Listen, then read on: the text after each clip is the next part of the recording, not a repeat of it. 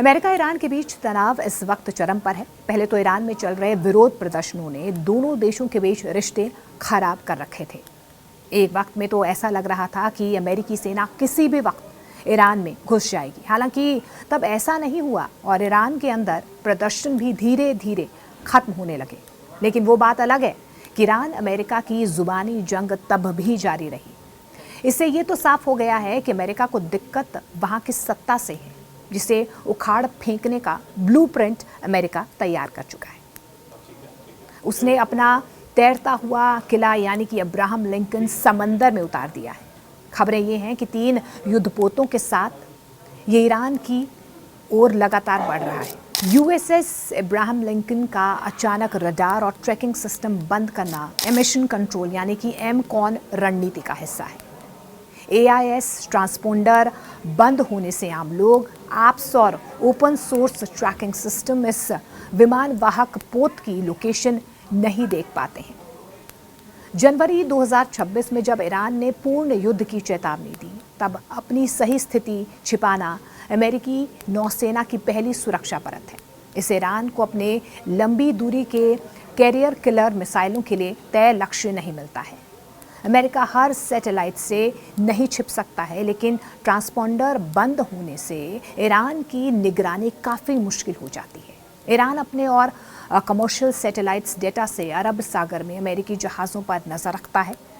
जब जहाज़ डाक होता है तो ईरानी सेना को उसकी पहचान और सटीक स्थिति तय करने में कई घंटे लग सकते हैं, जो आधुनिक युद्ध में बहुत बड़ा समय होता है। ये कदम सिर्फ सैन्य नहीं बल्कि मनोवैज्ञानिक दबाव भी है। 26 जनवरी 2026 तक USS लिंकन बंगाल की खाड़ी और ओमान की खाड़ी के बीच कहीं मौजूद मानी भी जा रही है, लेकिन ईरान को ये नहीं पता कि वह तट से कितनी दूर है। डार्क जोन की इस अनिश्चितता यानी कि अनसर्टनिटी के कारण ईरान को अपनी पूरी दक्षिणी तटरेखा जो है वहाँ पर हाई अलर्ट रखना पड़ता है, जिससे उसके संसाधन और सैनिक थकते हैं। ये भी बताता है कि अमेरिकी जहाज़ दूर भी हो सकता है और बहुत पास से हमला करने की स्थिति में भी हो सकता है। लेकिन इतिहास बताता है कि अमेरिका किसी बड़े सैन्य अभियान से पहले अपने विमान वाहक युद्धपोतों को साइलेंट मोड पर डाल देता है। जून 2025 के ऑपरेशन की तरह इस बार भी USS लिंकन की चुप्पी संकेत देती है कि उसके F-35 स्टेल्थ फाइटर किसी भी वक्त, जी हाँ किसी भी वक्त मिशन पर भेजे जा सकते हैं। ईरान को पहले से कोई चेतावनी नहीं मिलेगी, सीधे आसमान में जेट्स की आवाज़ें सुनाई देंगी। USS अब्राहम लिंकन अकेला नहीं चलता, बल्कि उसके साथ पूरा बेड़ा होता है। इसमें कई विध्वंसक युद्धपोत होते हैं जो मिलकर एक स्टील शील्ड बनाते हैं। जब मुख्य जहाज डाक होता है तो पूरा स्ट्राइक ग्रुप भी इलेक्ट्रॉनिक साइलेंस में चला जाता है। ऐसे में दुश्मन की जो नाव हैं और पनडुब्बियां हैं, उनके लिए हमला करना बेहद कठिन हो जाता है। USS अब्राहम लिंकन की ताकत सिर्फ मिसाइलों तक सीमित नहीं है। उसके EA-18G ग्रोलर विमान नेक्स्ट जनरेशन जैमर से लैस हैं, जो ईरान के रडार और संचार सिस्टम को भ्रमित या निष्क्रिय भी कर सकते हैं। इसे किसी शहर या इलाके में पूरा इलेक्ट्रॉनिक ब्लैकआउट किया जा सकता है, जिससे ईरानी सेना ने ना तो उन्हें वो लक्ष्य को साध पाएगी और ना ही आपस में सही से संपर्क कर पाती है। USS अब्राहम लिंकन एक खुद में पूर्ण युद्ध मशीन है। तेल और हथियारों की आपूर्ति समुद्र में ही हो जाती है, जिससे इसे पाकिस्तान या ओमान जैसे देशों की इजाज़त की ज़रूरत नहीं पड़ती है। जनवरी 2026 में इसने खुले समुद्र में ही बड़ी मात्रा में ईंधन और हथियार हासिल किए हैं।